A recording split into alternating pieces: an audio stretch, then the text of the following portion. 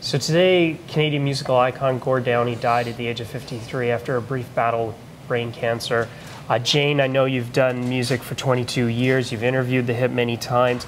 Tell us a little bit about that first time that you ever met Gord and the Tragically Hip and what that was like. Well, you know, just having been in the position as music writer at The Sun since '95, I got to go in '96 for Trouble at the Hen House tour. And he was an intimidating guy, and I got a one-on-one backstage, and I walked into this room and he was behind a drum kit. And I thought, okay, he's already put a barrier up between us, and he started playing the drums very lightly as I was interviewing him.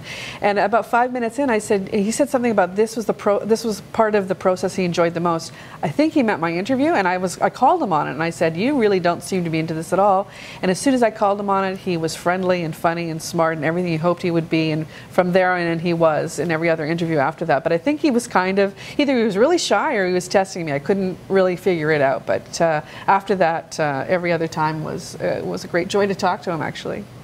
And you talked to Rob Baker by coincidence. What was that like? You spoke to him yesterday. Wow, I mean, everything in context, huh? I mean, who would have known today we would be talking about Gord's death? Yesterday, Rob was talking extensively about a music stand a friend of his helped design for him in his home studio, but we did talk about the last tour, how it went, just a kind of a final goodbye to Canada, really, going across Canada and doing this final tour, and then having it filmed, the last show in Kingston filmed live that I got to be at. I was very fortunate.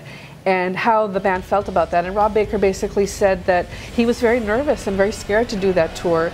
And it was only after the first show in Vancouver, or Victoria rather, that they knew it was going to be okay. They just wanted to make sure Gord was okay. 13 albums, 13 studio albums. Man Machine Poem was the Tragically Hip's final studio album. What's your favorite? Well, I'm going to go with the breakthrough album, 1992's Fully Completely. It was their breakthrough album. I think we always remember the first time somebody broke through in a big way, and that certainly was their third album. It made an impression. Songs like 50 Mission Cap, I mean, that's a song, if you've been to a hip show, that resonates with the crowd, especially if you're seeing them at the Air Canada Centre and you're looking at Bill's flag on the ceiling. It's kind of unbelievable. Courage for Hugh McClellan. Now Courage has a completely different meaning for that band, and Gord's really kind of brave battle with cancer and what he managed to squeeze in the last couple of years of his life. Look, I mean, the Hip have been playing shows here for decades. I remember seeing them at Ontario Place. I also saw them at the Phoenix. They've played all sorts of venues. What was your favorite show of the Tragically Hip that you saw live? I would love to say it was a club show, but I'm going to have to go with the last tour because it had such meaning for so many people, and myself included. And seeing them at the ACC when they said that night in Toronto, we all went nuts. And then in Kingston, the last song was my favorite song, Ahead by Century. And the look on people's faces, if you saw the documentary, I don't know if you did, Mark, it was kind of unbelievable.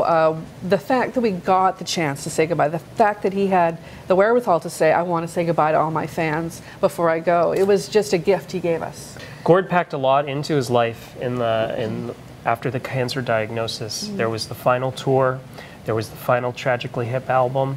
He did Secret Path. He has Introduce Yourself coming out next week, Friday, October 27th. What do you hope Canadians take away from that? A lesson on how to live their life? Well, I think, you know, I see parallels between him and David Bowie, believe it or not, a fellow who released his last album 2 days after he died, or 2 days before he died. The same thing with Gord. We're going to hear new Gord Downie music, you know, in less than 2 weeks. It's unbelievable, the timing of that. I think he thought, what can I do with my time? And how can I have an impact? And what he decided to do was write and also be an activist for First Nations people. Not everybody would choose to do that with their time. That was Gord's decision to do that, and he actually, I think, had a real impact with Secret Path and the tour for Secret Path and the film, the documentary that aired. And it's airing, I think, again this Saturday, if I'm not correct, or Sunday. I think he will be remembered for being an activist as much as being kind of one of the best singer-songwriters that Canada ever had to offer. What do you think Gord's legacy will be to generations of music fans 10 years from now, 20 years from now?